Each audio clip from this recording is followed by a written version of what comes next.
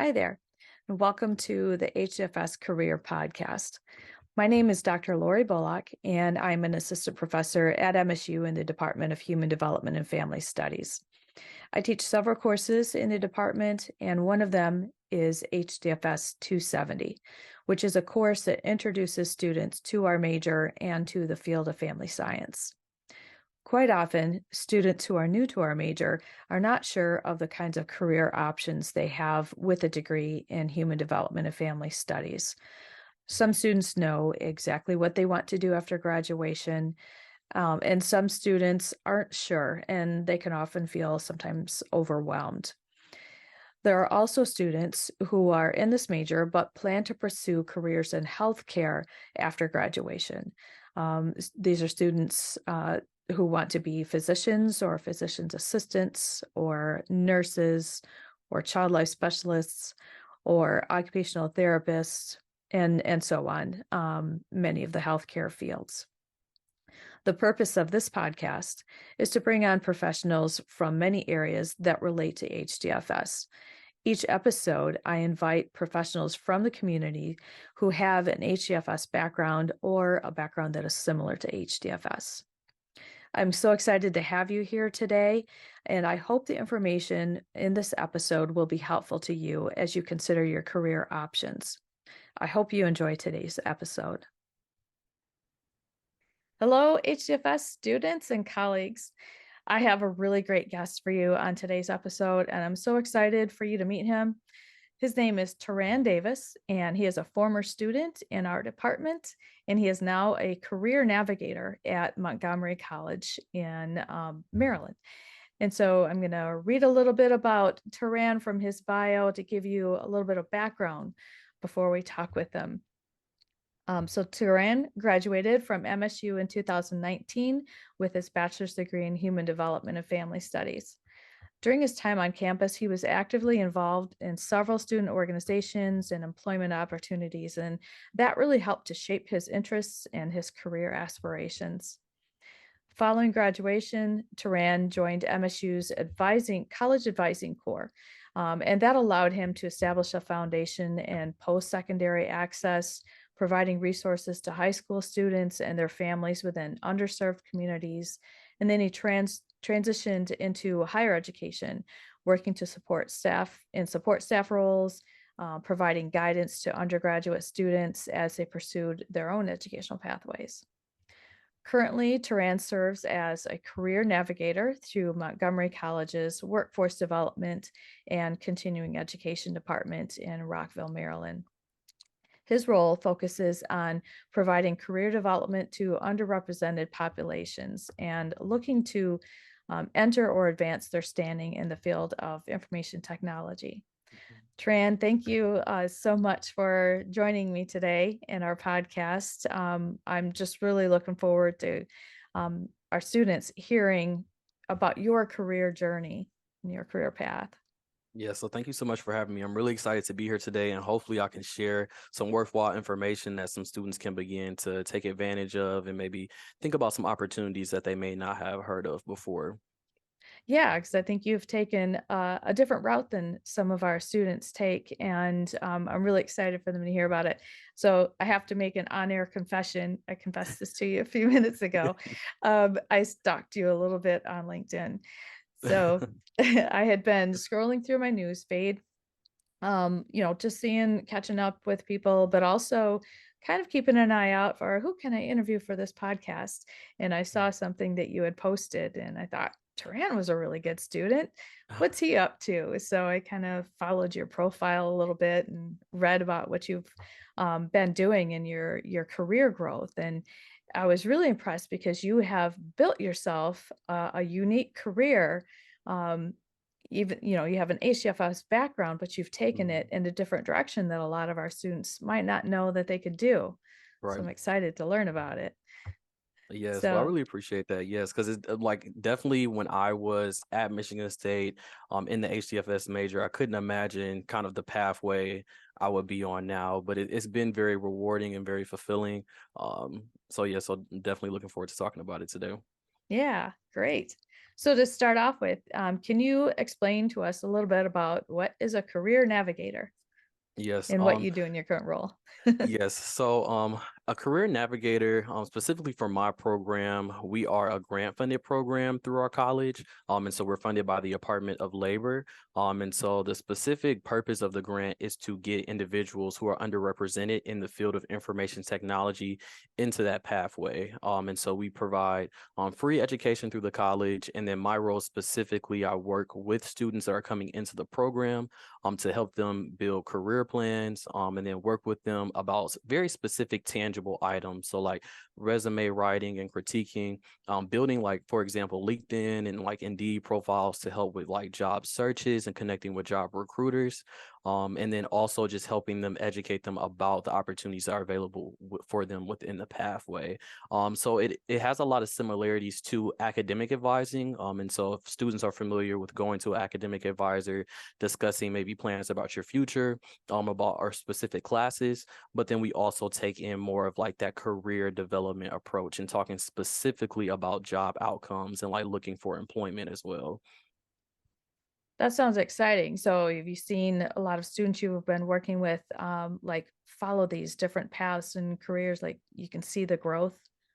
Yeah, so you can definitely see the growth and you get to hear like personal stories about people's aspirations and just like what is motivating them to want to make this change. A lot of people are coming from different fields, for example, like healthcare or education. They want to make this transition into information technology.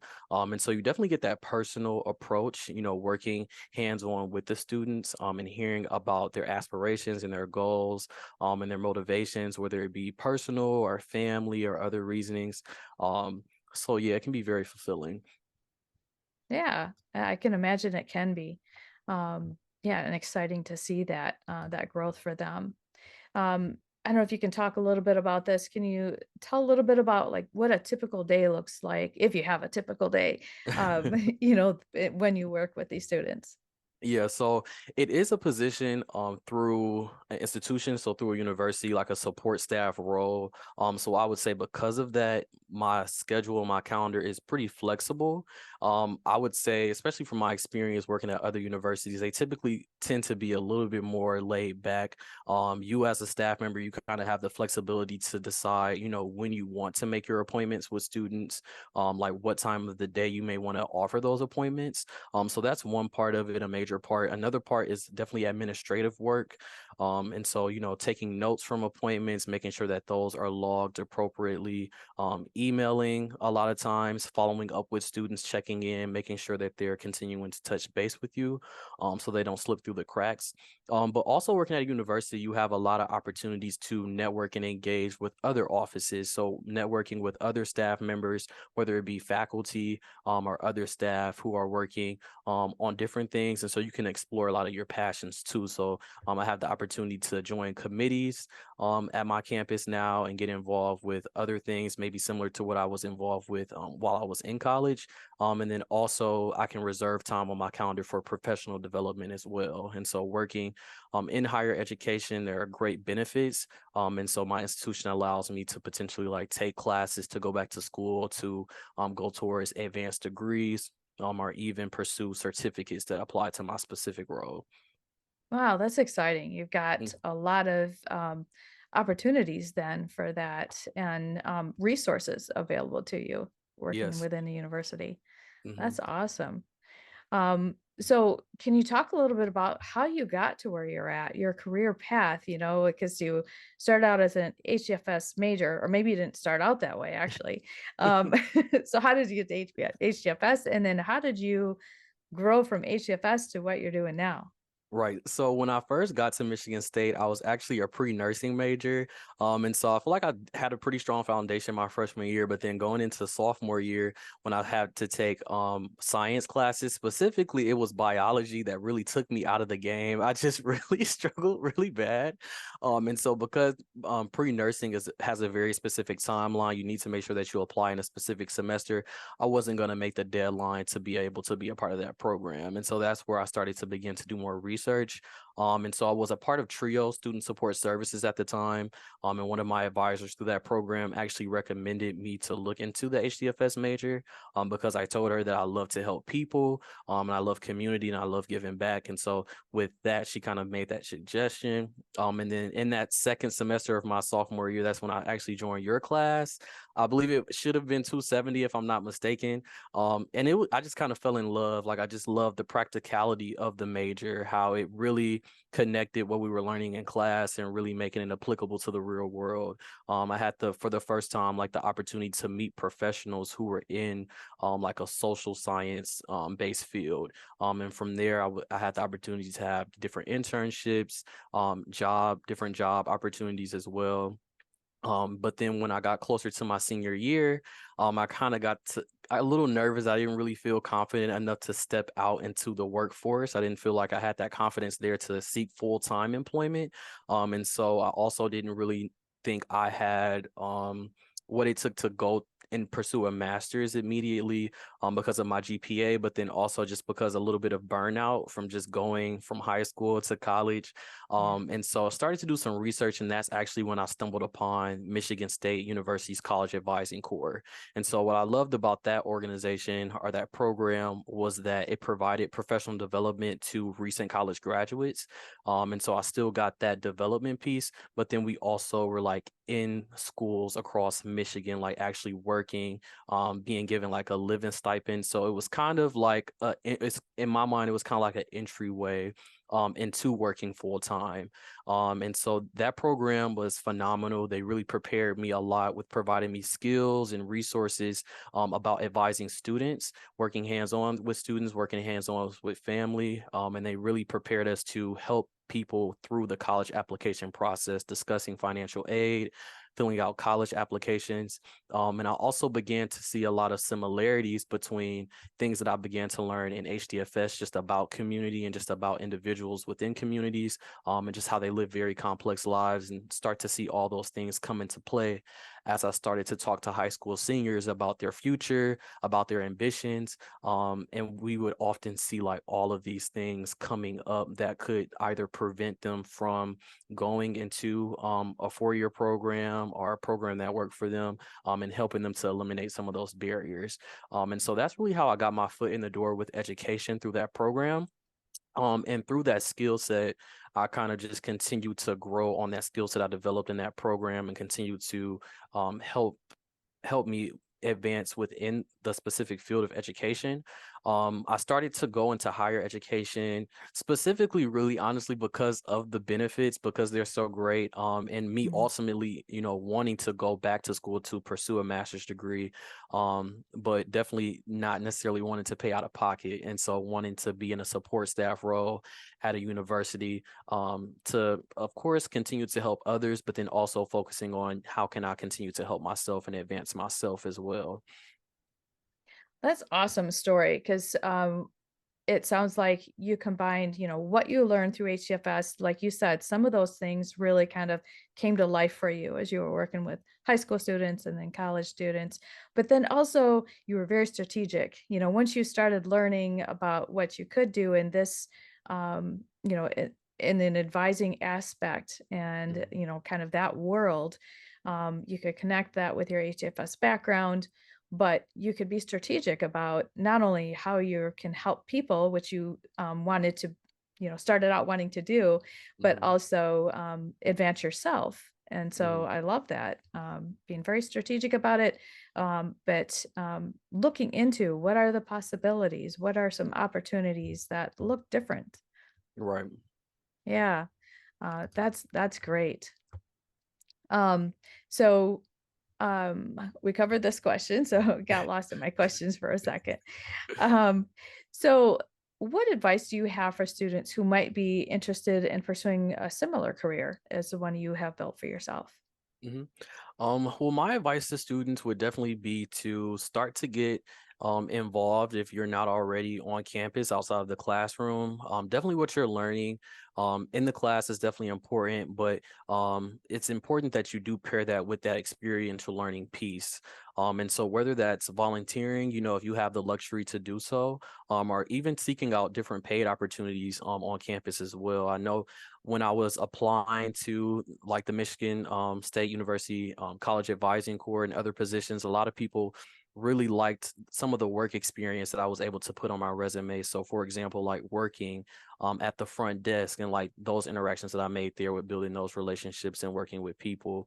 My senior year of college, I was working at St. Vincent Catholic Charities at their children's home. It started off as an internship, but then kind of morphed into like a part-time position. I ended up picking up a lot of hours, so it was kind of like a full-time position. But doing things like that, and also just being involved in different student organizations where, it may seem very minuscule at the time, but then looking back, getting experience working with those types of organizations with event planning, with, relationship building, different analytical skills, that you'll be building as well. And so there's a lot of different opportunities that you can begin to take advantage of on campus where you can begin to really build a skill set for yourself. And then that will really set you up to take advantage of different opportunities that may come your way. And also have experience to learn about different opportunities that are out there. I think with HDFS being like a social science discipline, that sometimes we don't always see the direct correlation to the possibilities. But definitely as you kind of put yourself out there more, engage more, talk to more people, you start to see that the possibilities are endless and you can start to find a pathway that resonates more with you and your interest and how you're feeling. Yeah, that's great. So I'm hearing that stepping out is just really important. Stepping out there to find out what is out there and connecting with organizations on campus and or out of campus and gaining those experiences. And so some of that speaks to networking that I'm going to ask about in a minute. But I did think of a question as you were talking, um, in that when did you start to apply for the advising corps? Was it in your senior year or after you had graduated? So it was during my senior year, is when I applied for that program. It was in the fall of my senior year. And so, yeah, they're a program that's still ongoing. They do a lot of great work. They are funded through AmeriCorps as well as the Michigan College Access Network and the National College Advising Corps. And so just with all of those entities being involved in that one program, you find a lot of resources even outside of Michigan State. So like, we attended conferences, outside of the state and we got to meet other individuals. There are other college corps throughout Michigan. So you meet other people from other institutions. And again, it's just a great opportunity to network. But again, I would say if you are interested in something like that, I started the fall semester of my senior year. But really junior year, when I took advantage of like the internship class, it's like when I really start to begin to think about, okay, like what is it gonna be like after graduation? Like that time is coming. Like, what am I going to do? Yeah. Wow, that's great. So you had thought about your junior year, but then applied in your senior year for that. But then you again like made that connection with internships and experience, building those experiences and how important that was for you. Mhm. That's great. Um, what advice, oh, and you also talked about networking, about building the connections, networking around you locally within our university, and different organizations within our university. But then you also mentioned some of the bigger organizations, like you said, statewide, and I think you said national Mhm. wide advising corps. And so that's really cool about how once you start networking, it seems like you find more to network with. Has Right. that been your experience? Yeah, that definitely has been my experience. I would say, being a student in college, I would say LinkedIn is a very great resource for you to connect with individuals in your immediate network, but then also maybe some individuals who are farther out. So thinking like alumni or people from different states or cities who are maybe working in a field that you will want to learn more about. And so for me, doing like informational interviews with people. And so just reaching out, sending a message to someone and just seeing if they would want to meet you for coffee or via Zoom online, to just learn a little bit more about what they do and what their position is and like their pathway to where they are today, has been very meaningful and beneficial. But then again, like just on my own personal journey, just going to different places and just meeting people. Again, it doesn't have to be very formal, but whether it's simply going to a happy hour, or just acknowledging, maybe you see someone listed on a website and you just like their position sounds interesting. I just want to learn a little bit more about them. You never know what those small conversations could lead to, or again, what that person's background may be and what advice that they could have for you. Exactly. And when you reach out like that, a lot of times they just want to help you. Um, Hmm. they want to see you succeed. They might point you in a direction or connect you with someone or with a resource. Right. So it sounds like that's been your experience too. Yes, definitely. Yeah, that's awesome. Such great information. What advice, you kind of covered this actually, what advice you'd have for someone who's interested in pursuing a similar career to this? So where do you recommend it that they would reach out to the advising core office to find out more about that, or to talk to HDFS advisors about it, or Yeah, I would um, definitely say you could start with your HDFS advisor. The college advising corps at when I served in the corps, they were housed in the is it the career services building? Is oh that the name yeah, of the building? is at the corner of kind of like across from where Berkey Hall is, In the on the museum, like over corner there? there. Yeah, Mm-hmm. across from the museum. Yeah. Yeah, so that building, like they're housed there, so you could always go there. They also have their own website, so if you just Google MSU College Advising Corps, you can read more information about the program.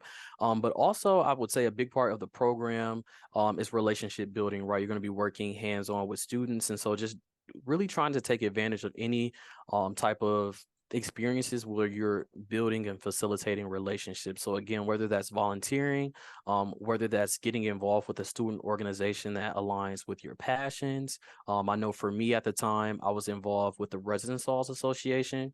And that was a great opportunity for me to not only meet people within my immediate community, people who are maybe very common with me, but also people who are different as well, and build bridges across those differences and like have some meaningful discussions. And so that was a great organization where I feel like my relationship building was like put to the test, and got to and got to learn some new things there. That's awesome. So were you an RA for a while too then, or just got involved with that organization? So I actually was like their director of racial, ethnic, and progressive affairs for the Residence Halls Association. So I worked closely with like the cores and cops groups, so like different groups based on like different um identity markers or like affinity groups. So like racial groups, religious groups, groups based around like sexual orientation and things of that nature, and just making sure that issues pertaining to those things were addressed by like administration, and then like also help with like some event planning that took place within the residence halls too. Oh, that sounds like a really great experience then. Really awesome Yeah, opportunity. and that's like I didn't, and it's like it's really student government, but like prior to that, I didn't have any experience in student government, and so if you are someone who is living on campus, definitely every neighborhood has, or every building on campus has a student government, so you could look to join that. If that's not really your speed, every neighborhood on campus has a Black caucus as well as an LGBTQ caucus. And so if you are a part of that community or even want to be an ally to those communities, you could look to join those organizations, and then that could be your gateway to going into the Residence Halls Association as a whole, as like a voting member, or you could just also just attend their meetings and to just observe, because they are open to like the public campus as well. Yeah, that's a great way to start too. Just go and Mhm. see what it's about. Right. Yeah, that's great advice. Great advice for our students. Um, so we've talked about networking and what advice you would have, for pursuing this. Knowing what you know now, what do you wish you had known early in your college career? I wish I would have known. I'll be honest.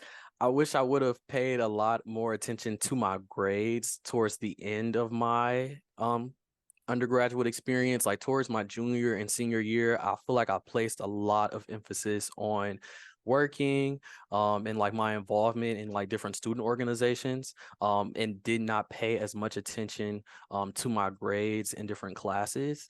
And so I would definitely recommend that, especially from my personal experience and knowing other people who were in the major. I feel like many people, whether it's immediately after graduation or a few years after, they do look to seek advanced degrees, whether that's certifications or master's degrees. And again, many of those programs do have, GPA requirements, even after you might have been out of undergrad for quite a while. So, you definitely want to make sure that even though, you may be balancing different things, you definitely want to ensure that your grades are appropriate, because more than likely you may be looking into getting an advanced degree at some point. Um, Something else too that I focused on, but I just want to put some emphasis on, is definitely beginning to think about, once you reach your junior year, start to think about possible pathways that you might want to take after graduation. You don't want to be, shocked or surprised, when you reach your senior year and you're graduating and not really have an idea of, what's out there or where you want to go. So definitely begin to have these conversations now and think about potential pathways that you might want to do, whether it's, joining a program like I did to get your professional development experience as well as work experience, whether it's going into work full time or looking into another educational program. There's a lot of possibilities, but definitely start to think about, which one you might be leaning toward. Great advice. Great advice. And I love, like what you said about focusing on the grades and stuff like that. Certainly can understand the burnout aspect. Definitely understand that. I've seen lots of students go through that. I've been through it myself. So can definitely understand that. And also the how you would want to focus on, doing the things that you're really have become interested in, like those experiences you were pursuing. And it's great to have that, but trying to remind yourself to balance and focus on grades too, because you made some great points about the potential that you may want to pursue an advanced degree later on, Hmm. and how that can grades could be a barrier, depending on what all happened. Yeah. Yeah, so really good points there. And I would advise anybody who is going to pursue advanced degrees after graduation, even if it's a few years down the line, and if your GPA is not where you'd want it to be for applying, just make sure that that written piece that they usually want you to turn in kind of speaks to that and speaks to the experiences you've gained since then and how much you have grown as a professional. And Hmm. if that's well written, it usually catches the eye of um, people who are looking at applications, so reviewing Sure. applications. Right. Exactly. So definitely advise that. Great. And so I just have a couple more questions here. One of them is, what do you see for yourself in your future? You've kind of alluded to it a little bit, but what is, what direction do you want to take your career?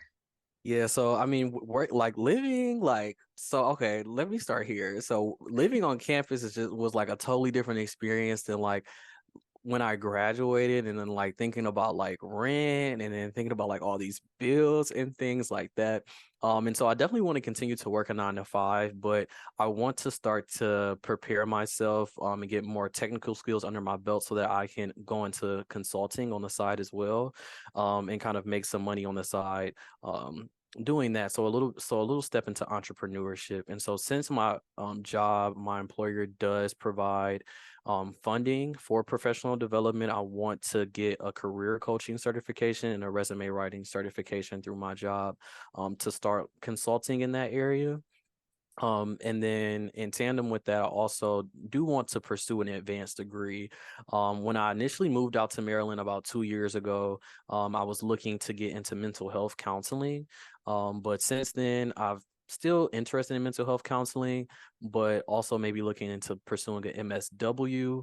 One of the deterrents for those types of programs for me personally has been the unpaid internship component of the programs, and like needing to work and make money, but then like having to have that experience. So I kind of just been trying to do some more research around that realm, um and how I can go about combating that barrier for myself. But that is something that I kind of see long term.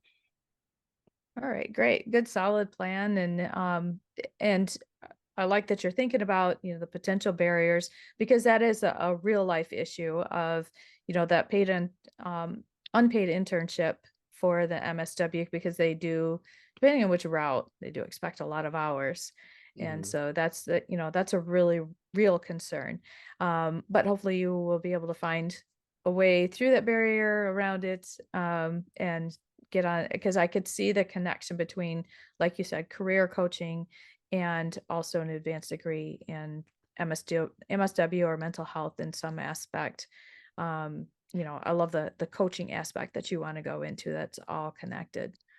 Oh, one thing I did forget to mention, like, so again, like a lot of universities really have great benefits. So I do encourage people to think about maybe support staff roles where you are doing those relationship based things. So my job actually offers, once you've been with the organization for a certain number of years, they actually will allow you to have, I'm trying to think of the word, but essentially like they will allow you like a semester off from work where you can like pursue like your education, and then you'll still be paid your salary during that semester. Wow, that's great. That's a great Yeah. benefit.